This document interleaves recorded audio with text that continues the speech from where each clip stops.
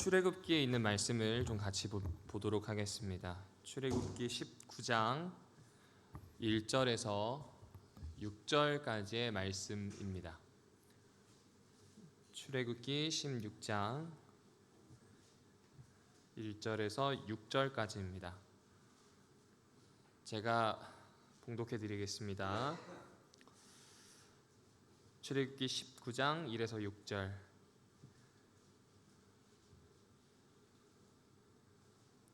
이스라엘 자손이 이집트 땅에서 나온 뒤 셋째 달 초하룻날 바로 그날 그들은 시내 광야에 이르렀다. 그들은 르비딤을 떠나서 시내 광야에 이르러 광야에다 장막을 쳤다. 이스라엘이 그곳 산 아래에 장막을 친 다음에 모세가 산으로 올라가 하나님께로 가니 주님께서 산에서 그를 불러서 말씀하셨다. 너는 야곱 가문에게 이렇게 말하여라. 이스라엘 자손에게 이렇게 일러 주어라. 너희는 내가 이집트 사람에게 한 일을 보았고 또 어미 독수리가 그 날개로 새끼를 업어 나르듯이 내가 너희를 인도하여 나에게로 데려온 것도 보았다. 이제 너희가 정말로 나의 말을 듣고 내가 세워준 언약을 지키면 너희는 모든 민족 가운데서 나의 보물이 될 것이다. 온 세상이 다 나의 것이다. 그러므로 너희는 내가 선택한 백성이 되고 너희의 나라는 나를 섬기는 제사장 나라가 되고 너희는 거룩한 민족이 될 것이다. 너는 이 말을 이스라엘 자손에게 일러 주어라. 아멘. 세 번역 성경으로 좀 읽어드렸습니다. 오늘 제목입니다. 여기까지 오시느라 그동안 정말 고생 많으셨습니다. 사실은 출애굽기 19장에 지금 하나님이 하시는 이야기가 여기에 있다는 것을 좀 말씀드리고 싶어서 이 제목을 좀 잡았습니다. 여러분이 잘 아시는 것처럼 이스라엘 사람들이 시내 광야에 이르기까지 한 3달 정도 걸렸죠.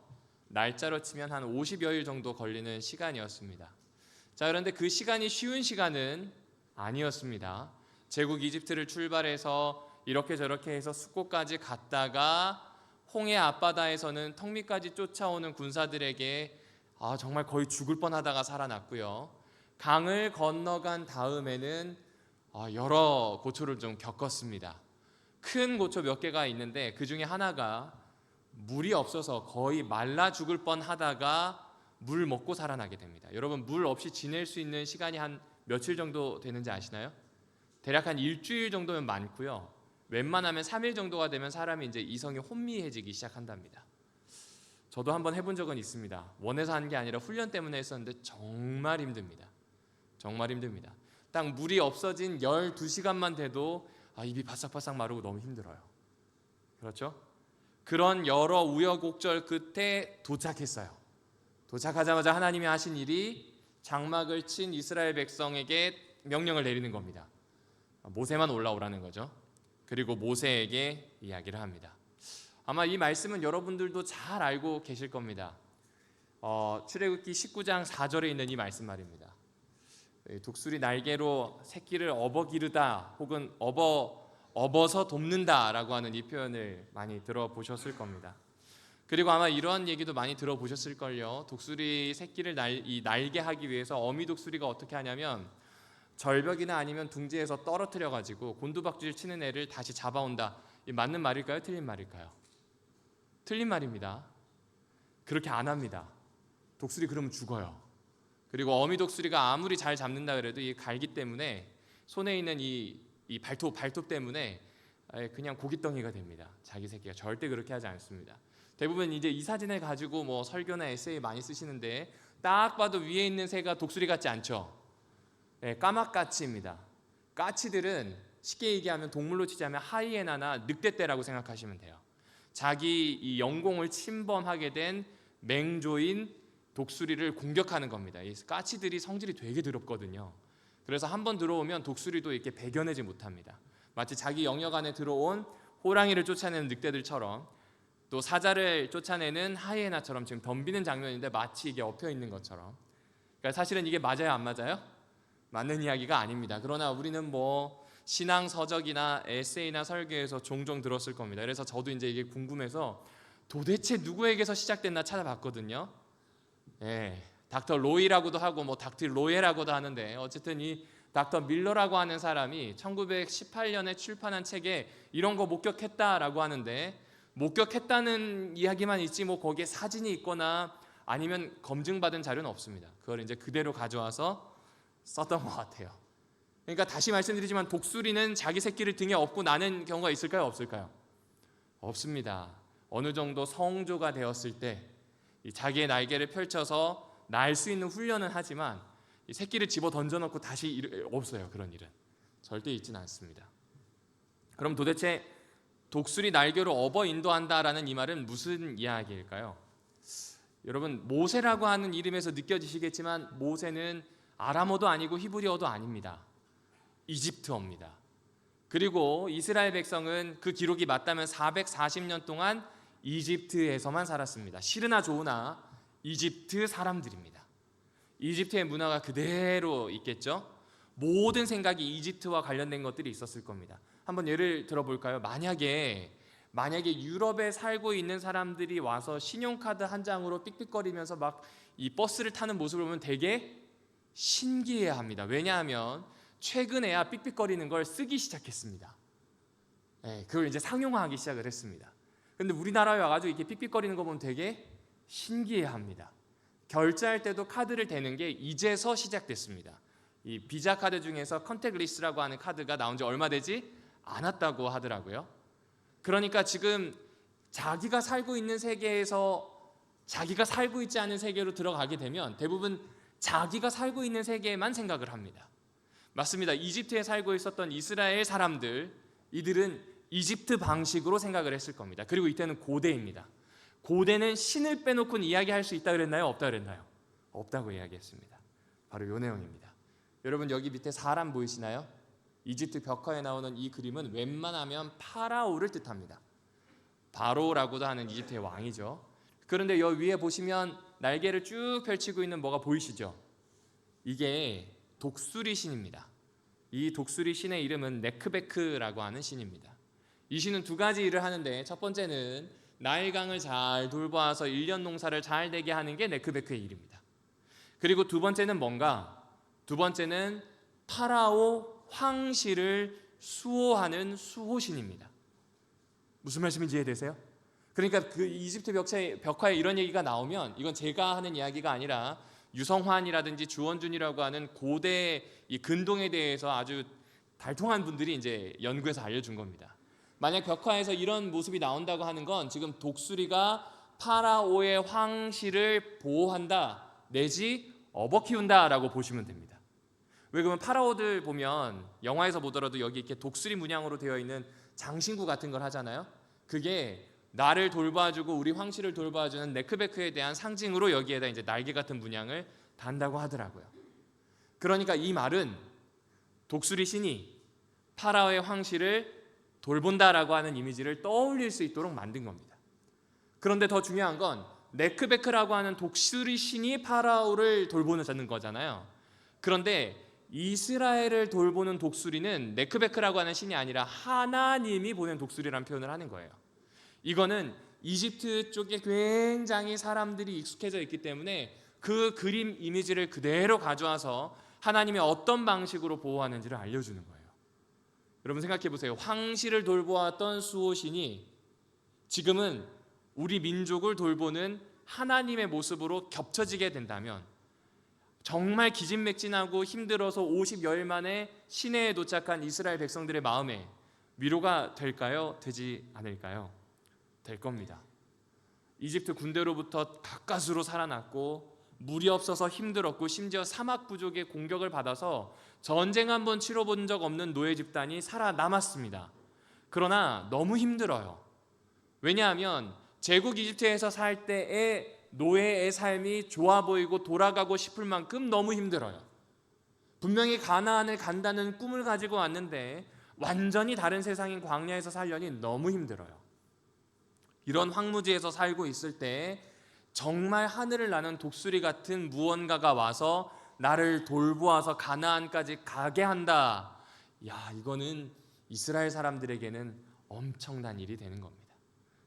그러니까 하나님이 지금 이집트에 있었던 이야기를 그대로 차용해서 내가 너희를 이렇게 보호할 거야, 주님이 우리를 지키신다라고 하는 이야기를 해주고 있는 것이죠.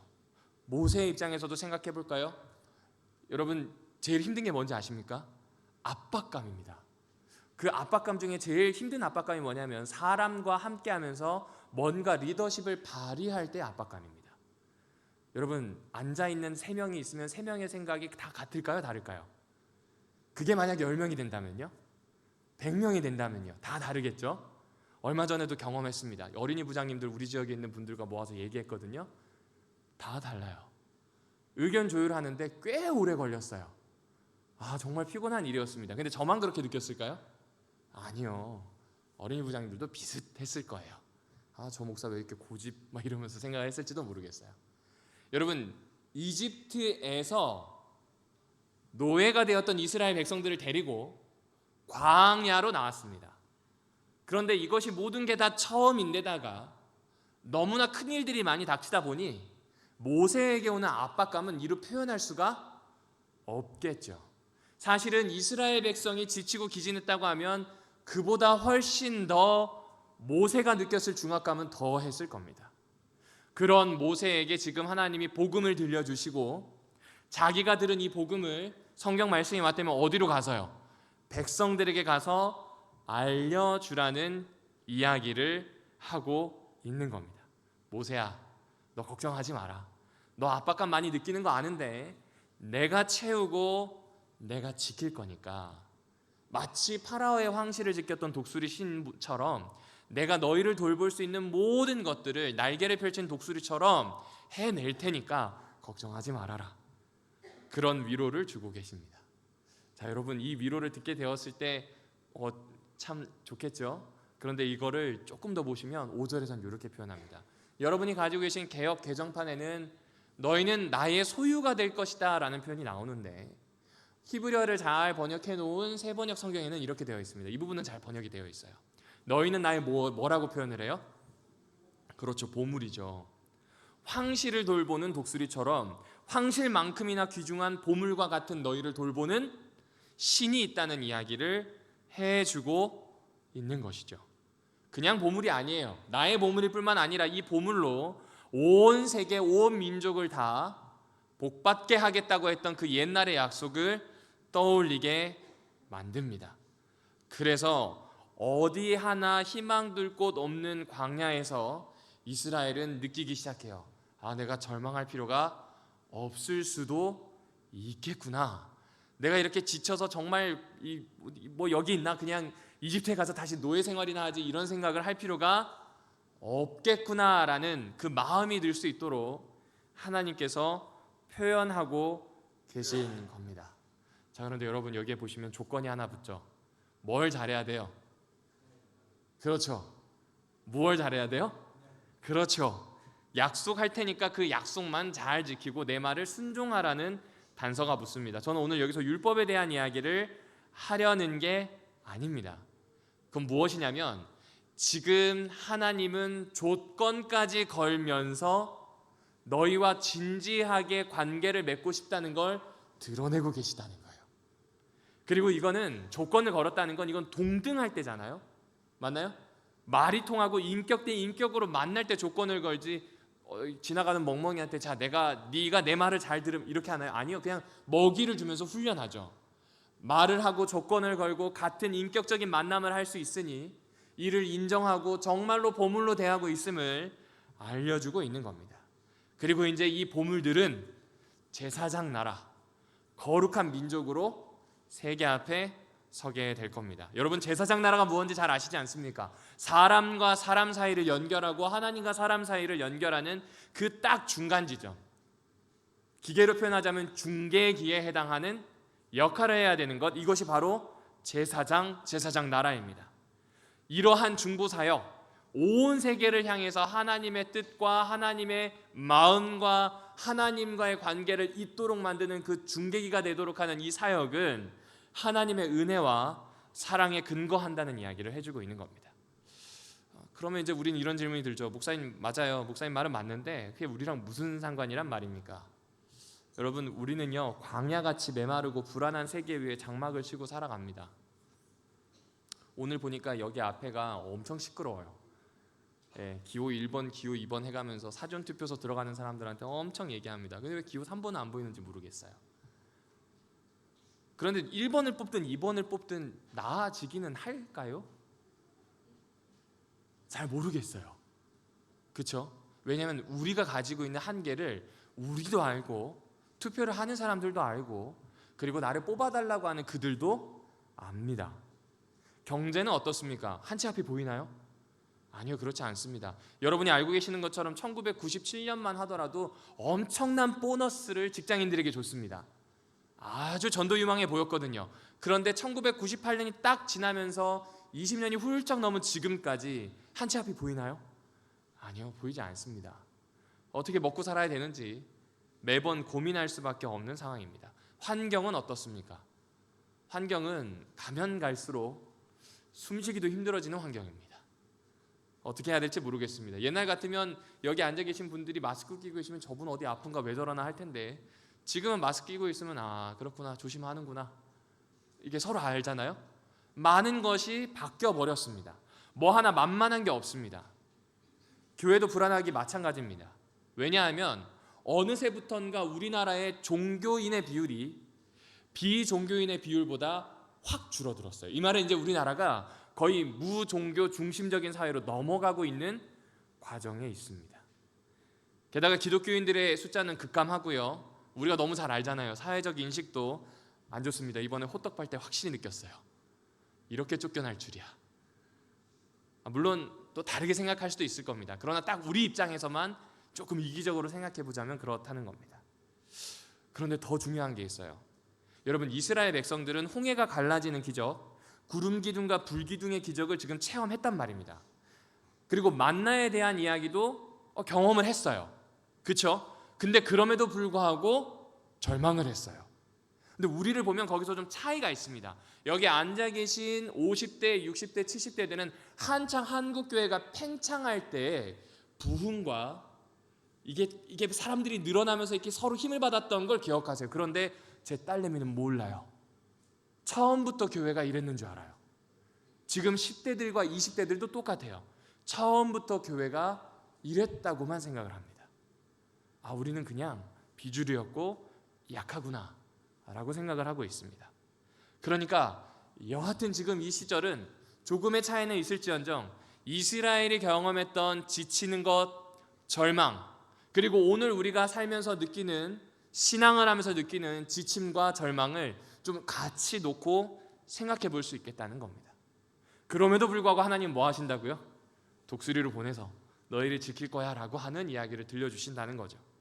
이스라엘은 그걸 듣고 잠시나마 회복했습니다. 그러나 역사를 보면 이스라엘이 회복해서 승승장구했습니까? 아니면 믿음으로 승승장구하지 못하고 또 가라앉게 되었습니까? 그렇죠. 이게 문제예요. 하나님의 보호가 약속되어 있음에도 불구하고, 우리가 너무나 잘 알거든요.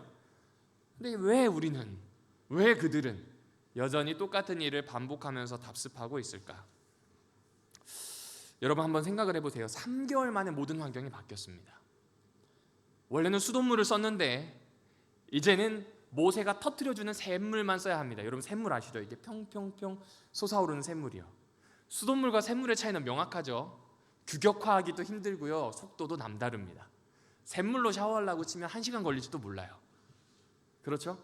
수돗물은 촤 하면 그냥 20분 안에 싹 끝낼 수 있는데 샘물은 어렵습니다. 제국안에서 보았던 모든 풍경들이 바뀌었어요. 살아있는 것, 사람들이 만든 문명 이런 것들이 보였는데 언제라도 죽어도 이상하지 않는 풍경이 늘 내 코앞에 있습니다. 이런 것들이 자신의 이야기가 될 거라고 이스라엘 사람들은 생각을 했을까요? 아닐 거예요. 모세에게 가나안을 들어가겠다는 약속을 들었을 때 생명만 꿈꾸었을 겁니다. 그런데 죽음이 바로 옆에 있어요. 그리고 실제로 몇 번 죽을 뻔 했어요. 여기서 계속 있다간 정말 죽을지도 몰라요. 어려운 일입니다. 인간의 마음이 그런 것 같습니다. 이 파리의 심리학 카페라고 하는 책이 나왔는데 우리나라 제목으로는 심리학 카페라고 되어 있는데 원래 이 제목을 열심히 챗 GPT에게 좀 물어봐서 제목을 좀 번역을 해봤거든요. 그랬더니 2가지로 해주더라고요. 프랑스 말로 자아의 발을 담그다. 이 말은 사람이 자기 스스로에게 발을 담그고 직면했던 경우가 별로 없다는 이야기가 될 것 같아요. 그리고 이걸 좀 의역해줘서 나의 본질 속으로라고 하는 게 이 책의 원래 제목입니다. 그리고 여기 있는 이 안경을 끼고 계신 이분이 저자예요. 저자입니다. 이분이 모드 르안이라고 하는 분인데 지금은 연세가 많으신 분이에요. 근데 이분이 이 책을 쓰기 시작한 사건이 이렇게 발생하게 됩니다. 때는 바야흐로 그녀가 23살 이제 결혼을 해서 첫 아이가 태어난 바로 그때로 가게 됩니다. 이제 막 갓난쟁이가 태어났으니까 이 부부가 맞벌이해 가면서 키우기가 얼마나 좀 그랬겠어요. 그러니까 늘 피곤하고 힘이 들었지만 아이가 커가는 모습이 너무 좋았대요. 아마 우리가 경험하셨던 것처럼 다 똑같을 겁니다. 그런데 문제가 생겨요. 어느 날 저녁에 퇴근을 하고 같이 이제 인사를 하고 자기는 애를 보겠다고 하고 남편은 저녁을 만들겠다고 주방에 들어갔는데 갑자기 주방에서 구당탕 하는 소리가 나더니 접시가 쨍그랑 깨져요. 느낌이 안 좋아서 갔더니 이분의 이 표현에 의하면 몸이 얼어붙는다는 걸 그때 처음 느꼈대요. 남편이 쓰러져 있는데 죽은 사람 같더래요. 너무 놀래가지고 어떻게 해야 할지 모르다가 가까스로 어떻게 해서 응급실에 갔답니다. 응급실에 갔는데 이분의 이 필치로 뭐라고 표현했냐면 내가 알든 알지 못하든 어떤 것이든지 헤아릴 수 없는 모순 처치가 이루어지고 있었고 그리고 그게 끝나자마자 급하게 수술실로 들어가서 하루가 걸립니다. 그리고 하루가 걸린 다음에 의사가 나와서 자기가 쓰고 있는 두건을 벗으면서 어깨가 축 처지면서 말을 하려는 걸 듣기가 무서웠대요. 남편이 뇌사래요. 그리고 그렇게 남편은 떠나게 됩니다. 그러니까 이때부터 마음이 어떨까요? 표현에 의하면 남편이 되게 착한 사람인 것 같아요. 승질 나도 물건 한번 부순 적이 없는, 화 한번 내지 않는 사람이었대요. 그런데 그런 남편이 죽었습니다. 이때부터 분노가 차오르기 시작을 합니다. 이 분노가 차오르기 시작하는데 어떻게 표현을 하냐면 신이 있다면 신의 멱살을 잡고 싶었대요. 프랑스인들은 대부분 이 무신론자들이 많거든요. 두 번째는 뭐냐면 길에 지나가는 사람들이 아무 일 없다는 듯이 걷는 것이 자신을 너무나 분노하게 했대요. 그러면서 이런 이야기를 합니다. 우리는 은연중에요, 불행은 내게 아니라 남의 것이라고 생각을 한대요. 나와 상관이 없는 일이라고 생각한대요. 이 저자인 이 사람도 그렇게 생각했답니다. 그런데 어떤 사건을 계기로 지금 방금 이 운명을 달리한 남편의 사건을 통해서 깨닫게 되는 겁니다. 이거는 누구에게나 올 수 있는 일이에요. 마치 지금까지는 죽음과는 상관없다고 느꼈지만 광야에 접어들면서 죽음과 맞닿게 된 이스라엘 사람들과 꼭 같은 겁니다. 그리고 그런 것에 사람이 지치다 보면요 어떻게 되냐면 분노하게 됩니다. 그 분노하게 되는 걸 잘 보시면 이 사람의 글에서도 나오지만 무엇보다 가장 미운 게 누구일까요? 나 자신이에요.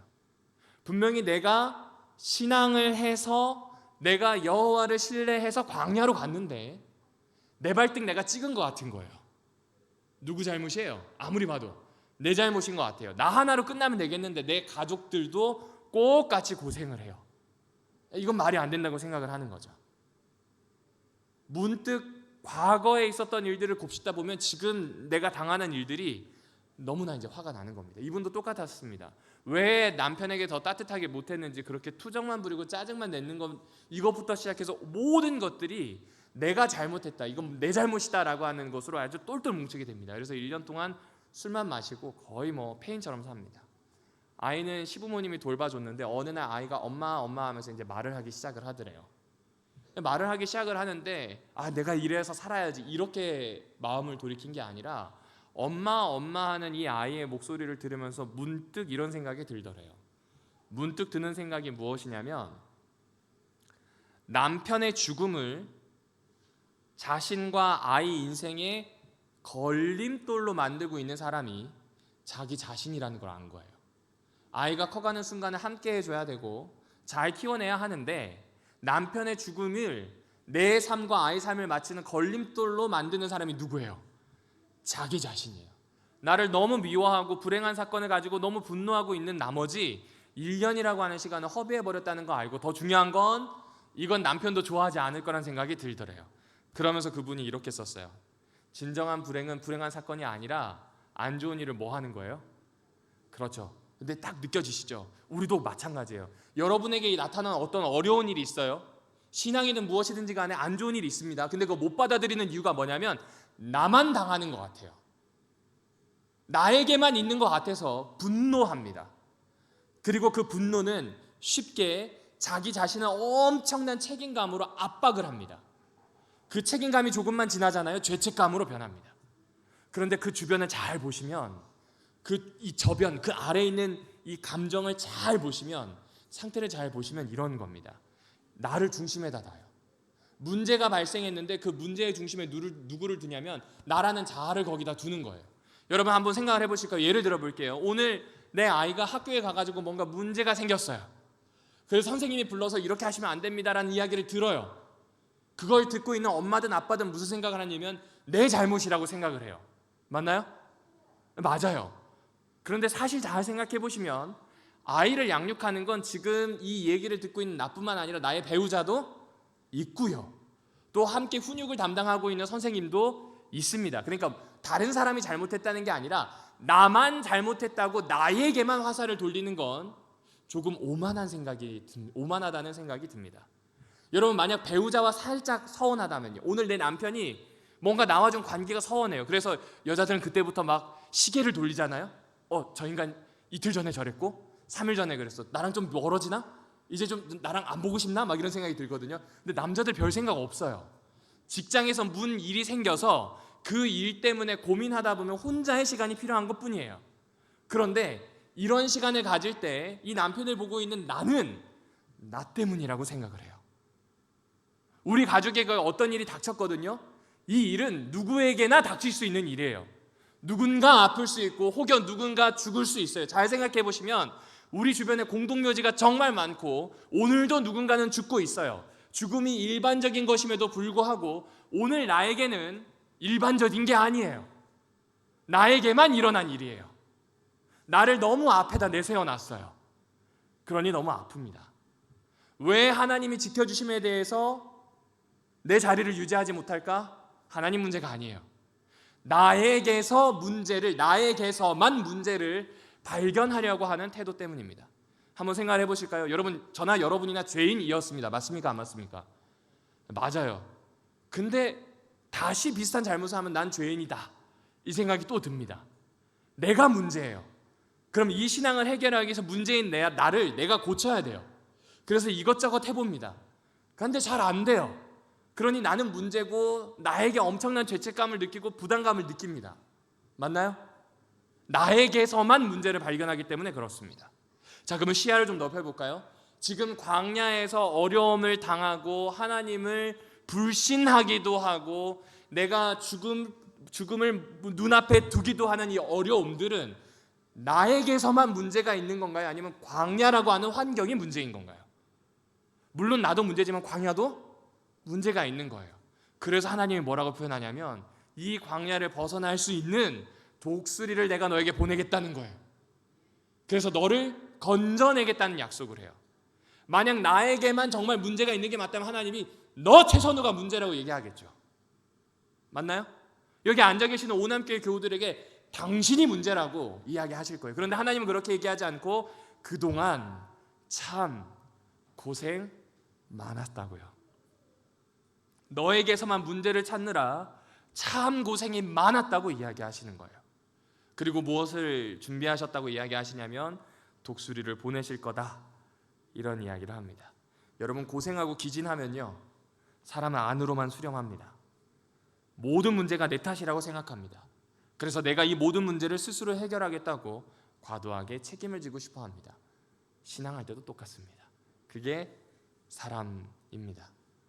예수님도 이렇게 얘기하시거든요. 같이 읽어보실까요? 시작. 무리를 보시고 불쌍히 여기시니 이는 그들이 목자 없는 양과 같이. 자, 한번 여쭤볼게요. 고생하며 기진한 건 이 무리예요. 그리고 무리는 이거를 스스로의 문제라고 생각할 거예요. 내가 못나서, 내가 이 시절에 태어나서, 내가 유대인이라서, 내가 어쩌다 다쳐서 나에게서 문제를 찾을 겁니다. 맞나요? 그런데 예수님은 지금 뭐라고 하세요? 첫 번째, 무리를 불쌍히 여기셔요. 이유가 뭐예요?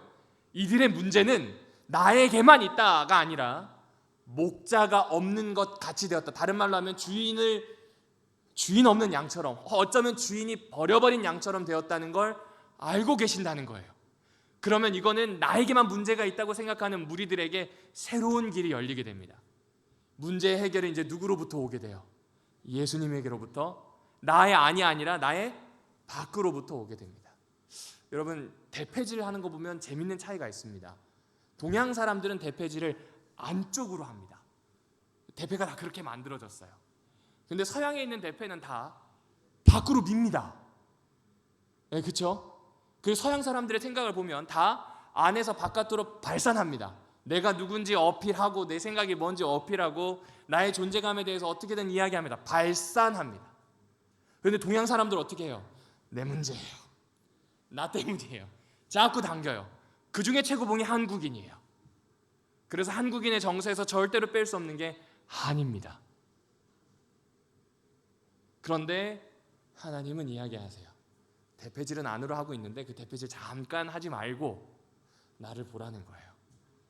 외부에서부터 도와줄 방법이 있으시다라고 이야기를 하는 겁니다. 다시 한번 여쭐게요. 우리 공동체는 정말 희망이 없을까요? 그렇지 않습니다. 여러분, 마태복음이 언제 쓰여졌는지에 대해서는 여러 사람들의 의견이 있는데 중요한 건 제일 많이 읽혀졌던 때가 AD 70년경입니다. 이때가 언제냐면 성전이 완전히 없어지고 유대인들이 망하게 된 때입니다. 이때 마태복음이 가장 많이 읽혔습니다. 성전도 망했고 박해도 심하고 왜 신앙을 해야 하는지 모르겠던 그 시절 말입니다. 마치 이집트를 떠나서 내가 왜 이 모양인가 고민하고 있었던 3개월 만에 시내 산에 도착했었던 이스라엘의 모습이나 그 당시 유대인들의 모습이나 오늘 신앙을 하고 있는 우리들의 모습이 별반 다르지 않다는 것이죠. 그런데 구약에서는 그때 독수리를 준비하셨다고 표현을 하고요. 신약에서는 무엇이라고 표현하시냐면 내가 너를 위해서 준비한 게 있다고 표현하십니다. 한번 보실까요? 마태복음 9장입니다. 마태복음 9장입니다.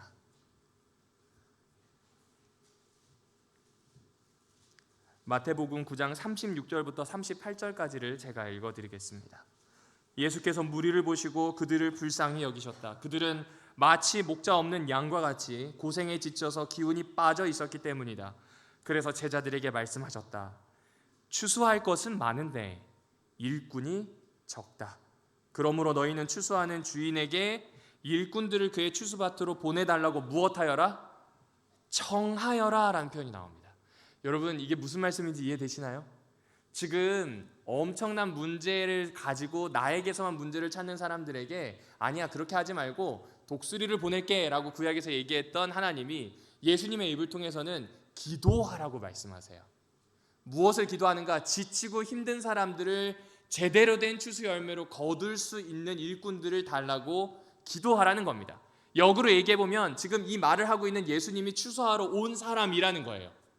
그래서 예수님은 어떻게 추수했냐면 이들이 아프다면 고쳤어요. 이들이 모른다면 가르쳤어요. 이들이 귀신 들렸다면 노연하게 했습니다. 그래서 사람으로 만들어서 하나님 나라의 백성이 되도록 자꾸자꾸 초청하시고 자꾸자꾸 끌어당기셨습니다. 더 쉽게 표현하면 주님이 나를 지키셨다는 겁니다. 아멘. 여러분, 우리가 오늘 예배를 드리면서 꼭 기억해 주셨으면 하는 게 이거예요. 하나님은 그래 네가 참 고생했다로 끝나지 않고 어떻게 하신다고요? 우리를 지키신다는 겁니다. 정확히 얘기하면 지금까지 지키셨고 앞으로도 지키실 겁니다.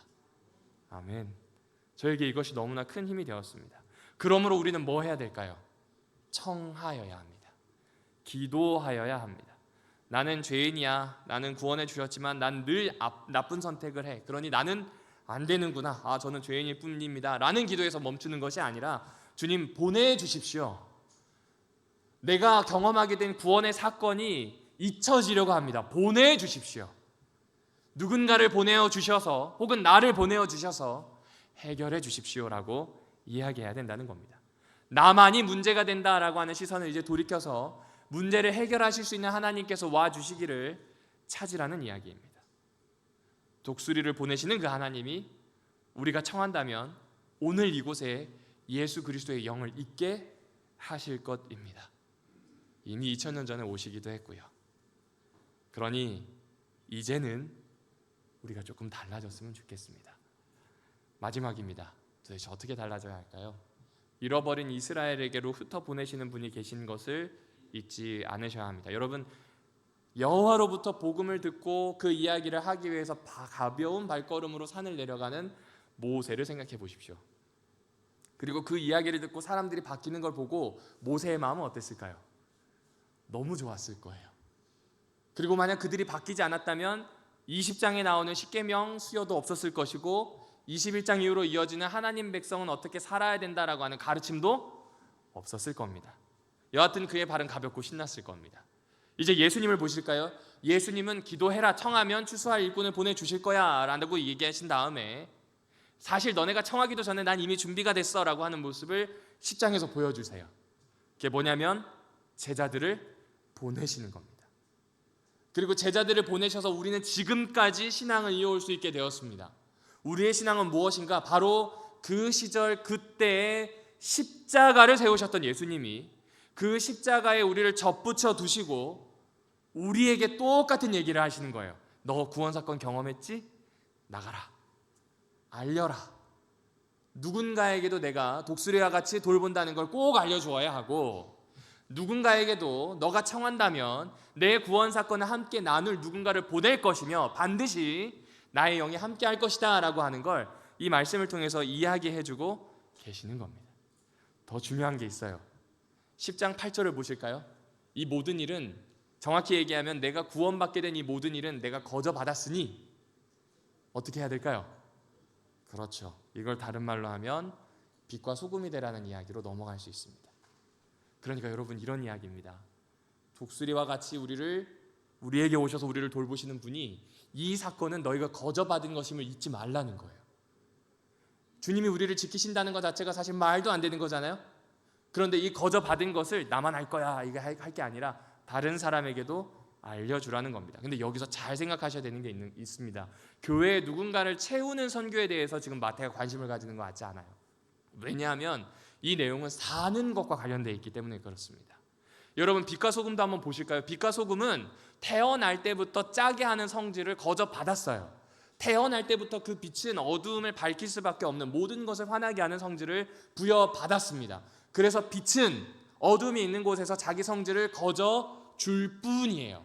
소금도 마찬가지예요. 소금은 분명히 소금끼리 있을 때는 하얗고 짜게 하는 그 맛이 느껴지는 이 침에 고이게 하는 뭔가가 있어요.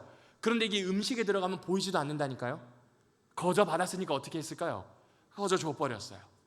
이건 단순히 교회에 와서 누군가를 채워라, 이곳을 철옹성같이 만들어라가 아닌 겁니다. 삶을 살아내면서 나를 지키시는 하나님에 대해서 알았다면 누군가에게 평안을 주고 누군가에게 안전을 주고 누군가에게 생명을 전달해 주라는 사명으로 우리를 부르셨다는 겁니다.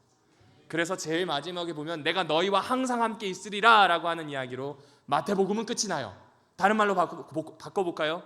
우리 주님이 우리를 지키실 것이고 우리를 통하여 다른 이들을 지키실 겁니다. 그러니 주님은 이렇게 위로하시는 거예요. 같이 읽어보실까요? 시작. 여기까지 오느라 그동안 고생 많습니다.